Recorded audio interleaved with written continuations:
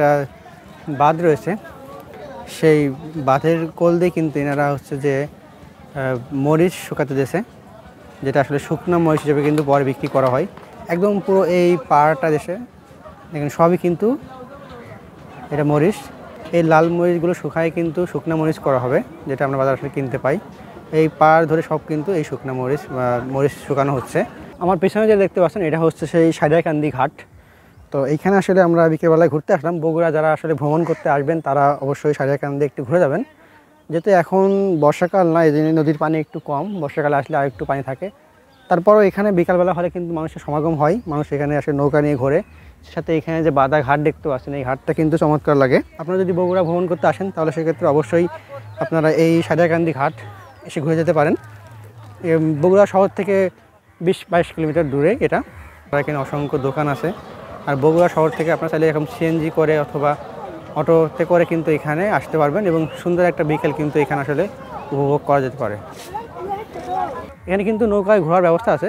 যদি আমাদের সাথে নৌকালার ভালো একটা মানে দাম মিলে যায় তাহলে আমরা ইনশাআল্লাহ নৌকায় ঘুরবো। তাছাড়া আপাতত ঘোরার কোনো ইচ্ছা নেই। আমরা এখন নৌকা ঘাটে যাচ্ছি। এখানে যে নৌকা পাওয়া যায় এখান থেকে কিন্তু কিছু কিছু শুকনো মরিচ কিন্তু ওনারা গুছাইয়ে নিচ্ছে বাজার বিক্রি করার জন্য। এখানে দেখতে পাচ্ছি অনেকগুলো নৌকা আছে। এখন দেখি কেমন আসলে নৌকা ভাড়া নেয়। এখানে কিন্তু বেশ বড় বড় নৌকা রয়েছে, 10 থেকে 15-20 জন কিন্তু এখানে ওঠা যাবে এই নৌকাগুলোতে। শেষ মাঝে ঘুরে আঁকা বাঁকা করে অনেক ঘুরে যাওয়া লাগবে। নৌকা জন্য 600 টাকা। না 400 টাকা নিয়ে ভাই 400 টাকা ঠকায় দেবে ভাই, অনেক ঠকায় যাবে। আচ্ছা ঠিক আছে, আচ্ছা সই করে দিন, আর কথা বলুন না না নিয়ে যাবো বিদায় ভাই। ও ভাই নিয়ে যাবো বিদায়, শোনেন কত ভাই? 500 ঠিক আছে, নিয়ে যাবো বিদায় একদম। কিন্তু ওই 450 টাকা দিবেন, আপনি চলেন। আর কথা বলেন না। আমরা 450 টাকা দিয়ে আসলে নৌকা ভাড়া করলাম। এখন নৌকাতে উঠবো। হ্যাঁ উঠলাম তাহলে। হ্যাঁ আমরা যে এই নৌকাটা নিয়েছি, এখন আমরা এই নৌকা আসলে আমাদের যে টিম মেম্বার আছে 11 জন, আমরা এখন এই নৌকায় করে ঘুরবো। সবাই যে নামতেছে, একটু পরে আসলে ইঞ্জিন চালু করবে, তখন হয়তো কথা শোনা যাবে কিনা জানি না। তো আমরা আসলে অনেক দামাদামি করার পরে 450 টাকা দিয়ে এই নৌকাটা ভাড়া করেছি। এখন আমরা আসলে বিকালটা প্রায় 1-1.5 ঘন্টা এই নৌকাতে থাকবো। নৌকাতে আসলে এই নদীটা ঘুরে ঘুরে দেখবো। এখানে কিন্তু এই যে অনেকগুলো নৌকা রয়েছে, ওই পাড় থেকে কিন্তু মানুষজনকে নিয়ে কিন্তু এই পাড়ে আসে। দা কিসের দুধ? মুসির দুধ না গরুর? ও এও দুধ, আর আমাদের বাড়ির পাশেও বিক্রি করে দুধ। যারা এই সর ফেলতে পারেনি দুধ দেখলি তো বোঝা যায়। আমাদের নৌকা ভ্রমণ অলরেডি শুরু হয়ে গেছে।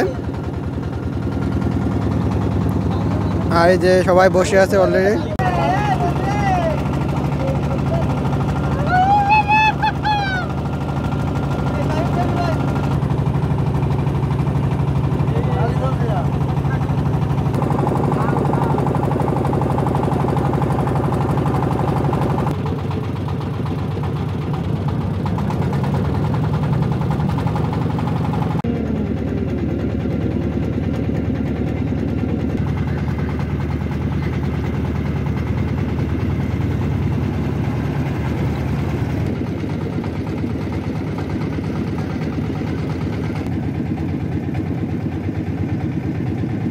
সূর্য ডোবা মুহূর্ত এখন দেখেন, সূর্যের একটা আলোর রশ্মি কিন্তু পানিতে পড়তেছে।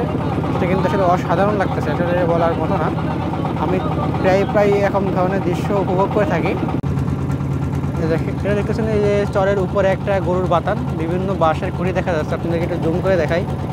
এই যে দেখা যাচ্ছে বাঁশের খুঁটি, এগুলো আসলে গরুর বাতান, মানে ওখানে আসলে গরু বেঁধে রাখা হয়।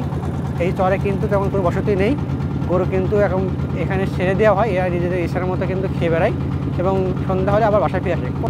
তো এরকম ধরনের একটা কিন্তু আমরা রাজশাহী যখন ঘুরতে গেছিলাম চর খানপুর বা খিদিরপুরে, তখন কিন্তু আমরা এইরকম ধরনের একটা চর দেখতে পেয়েছিলাম যেখানে এরকম গরুর বাতান ছিল এবং প্রত্যেকটা মানে যারা ছিলেন মালিক তাদের কিন্তু এক একজনের 50-60টা করে কিন্তু গরু ছিল। দেখছিস স্তরে স্তরে যে জমা পড়েছে বালি, তার প্রমাণ। হ্যাঁ স্তরের পর বোঝা যাচ্ছে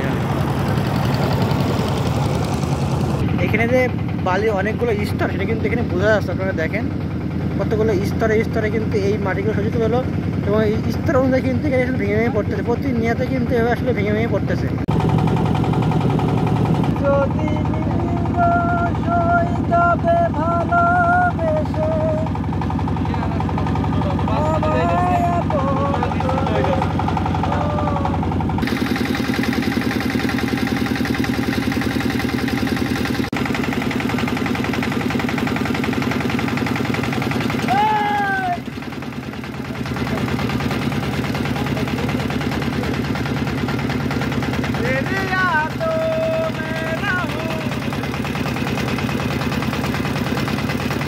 এই সাজাইকান্দি ঘাট ঘোরার মাধ্যম দিয়ে আমার বগুড়া ভ্রমণ পর্ব শেষ হয়ে যাচ্ছে। তো সবাই ভালো থাকবেন, সুস্থ থাকবেন। আল্লাহ হাফেজ।